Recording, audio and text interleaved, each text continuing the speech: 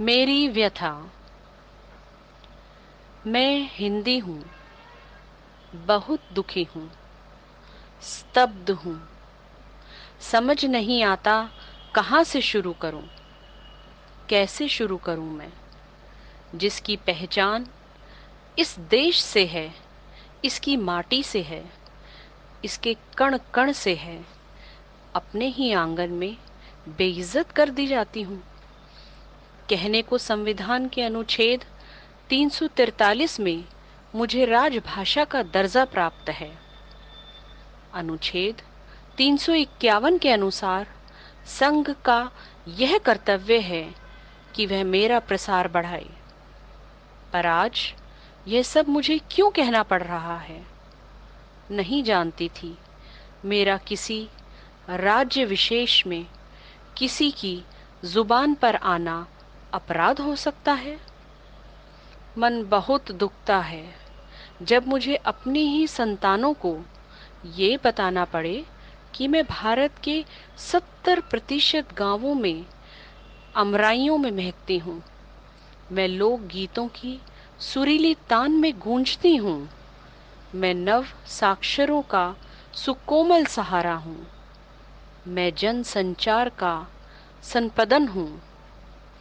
मैं कल कल छल छल करती नदिया की तरह हर आम और खास भारतीय हृदय में प्रवाहित होती हूँ।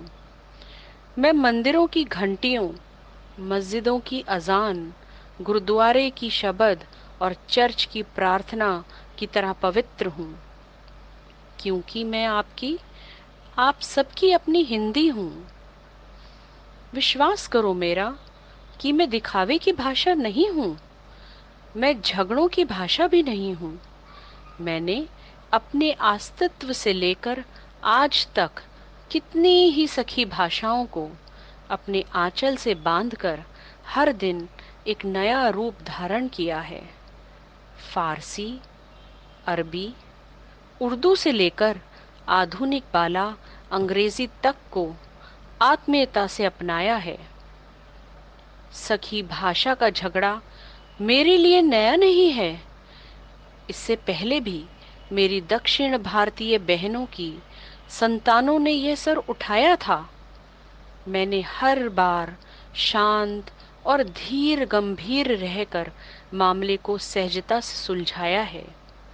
इस समय जबकि सारे देश में विदेशी ताकतों का खतरा मंडरा रहा है, ऐसे में आपसी दीवारों का टकराना क्या उचित है?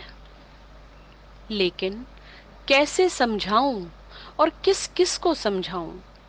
मैं क्या कल की आई हुई कच्ची पक्की बोली हूं जो मेरा नामो निशान मिटा दोगे? मैं इस देश के रेशे रेशे में बुनी हुई, अंश अंश में रची बसी ऐसी जीवंत भाषा हूं जिसका रिश्ता सिर्फ जुबान से नहीं, दिल की धड़कनों से है। मेरे दिल की गहराई का और मेरे अस्तित्व के विस्तार का तुम इतने छोटे मन वाले भला कैसे मूल्यांकन कर पाओगे? इतिहास और संस्कृति का दम भरने वाले छिछोरी बुद्धि के प्रणेता कहाँ से ला सकेंगे वह गहनता जो अतीत में मेरी महान संतानों में थी? मैंने तो कभी नहीं कहा कि बस मुझे अपनाओ। बॉलीवुड से लेकर पत्रकारिता तक और विज्ञापन से लेकर राजनीति तक हर एक ने नए शब्द गढ़े, नए शब्द रचे, नई परंपरा, नई शैली का इजाद किया। मैंने कभी नहीं सोचा था कि इसके इस्तेमाल से मुझ में विकार या बिगाड़ आएगा।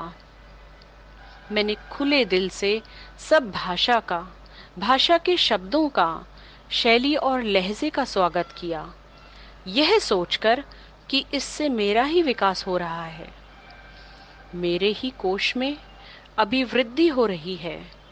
अगर मैंने भी इसी संकीर्ण सोच का पोषित किया होता कि दूसरी भाषा के शब्द नहीं अपनाऊंगी, तो भला उद्दाम आवेग से इठलाती बल खाती यहाँ तक कैसे पहुंच पाती? मैंने कभी किसी भाषा को अपना दुश्मन नहीं समझा। किसी भाषा के इस्तेमाल से मुझ में असुरक्षा नहीं पनपी, क्योंकि मैं जानती थी कि मेरे अस्तित्व को किसी से खतरा नहीं है। पर देश की घटनाक्रमों से एक पल के लिए मेरा यह विश्वास डोल गया। पिछले दिनों मैं और मेरी सखी भाषाएं मिलकर त्रिभाषा फॉर्मूला का सोच ही रही थी, लेकिन इसका अर्थ यह तो कतई नहीं था कि हमारी संतान एक दूसरे के विरुद्ध नफरत के खंजर निकाल ले। यह कैसा भाषा प्रेम है? ये कैसी भाषाई पक्षधरता है? क्या माँ से प्रेम दर्शाने का यह तरीका है कि मौसी की गोद में बैठने पर अपने ही भाई को दुश्मन समझ बैठो? क्या लगता है आपको, इससे खुश होगी? नहीं हो सकती। हम सारी भाषाएं संस्कृत की बेटियां हैं। बड़ी बेटी का होने का सौभाग्य मुझे मिला, लेकिन इससे अन्य भाषाओं का महत्व कम तो नहीं हो जाता।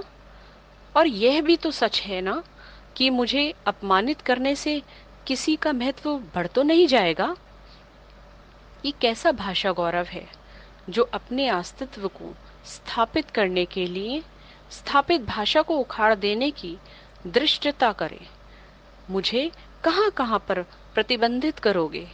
यह तो बहुत दूर की बात है कि पूरे देश से मुझे निकाल पाना संभव नहीं है।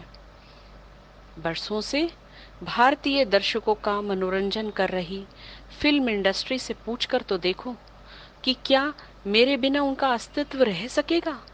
कैसे निकालोगे लता के सुरीले कंठ से, गुलजार के चमत्कारिक लेखनी से? कोई और रचनात्मक काम क्यों नहीं करते देशपुत्र, जो मन से सबको भाए, ना कि मन से सबको डराए? अपनी सोच का थोड़ा सा विस्तार दो। मैं आपकी भी तो हूँ, बस इतना ही, आप सबकी हमेशा सी हिंदी।